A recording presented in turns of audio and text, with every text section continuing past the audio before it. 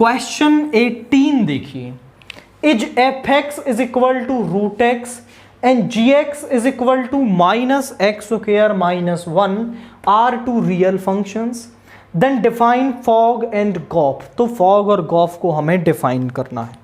अब समझो कि डोमेन ऑफ f क्या होगी, कि f के अंदर हम क्या क्या वैल्यू रख सकते हैं।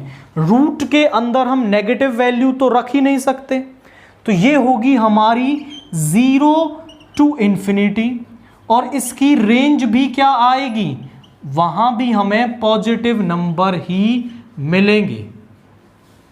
डोमेन ऑफ g जो है वो हमारे पास रियल होगी, x की जगह आप कोई भी वैल्यू रखने के लिए फ्री हैं।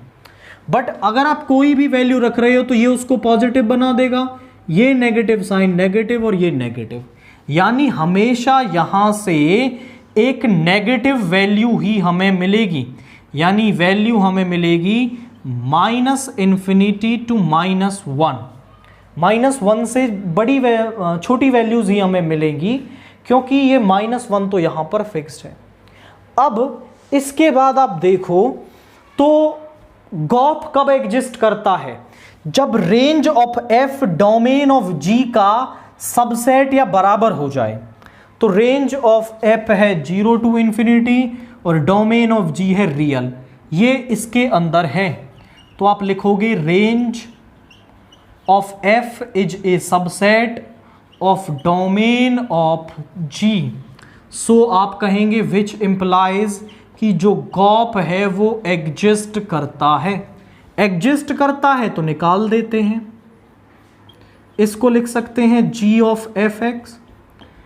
fx है हमारा रूट x, यानी g में जहां भी x है वहां रूट x रख दो। सो माइनस रूट x का स्क्वायर माइनस 1, स्क्वायर से रूट कैंसिल हो जाएगा, माइनस x माइनस 1। और जो फॉग है वो कब एग्जिस्ट करता है, जब रेंज ऑफ g जो है वो डोमेन ऑफ f का सबसेट या बराबर हो जाए। तो आप चेक करो, range of g is minus infinity to minus 1 and domain of f is this. यहां पर तो सारे नेगेटिव नंबर्स हैं और यहां पे सारे पॉजिटिव नंबर्स हैं, ना तो ये इसके बराबर है और ना ही ये इसका क्या है, एक सबसेट है। आप लिखेंगे कैसे कि range of g is not a subset और equal of domain of f, so which implies कि फॉग डज नॉट एग्जिस्ट, कि जो फॉग है वो हमारा एग्जिस्ट ही नहीं करेगा। और अगर वो एग्जिस्ट ही नहीं करेगा तो हम निकालेंगे ही क्या। तो हमें ये चेक करना जरूर आना चाहिए कि कब फॉग और जो गॉफ फंक्शन है वो हमारे एग्जिस्ट करते हैं।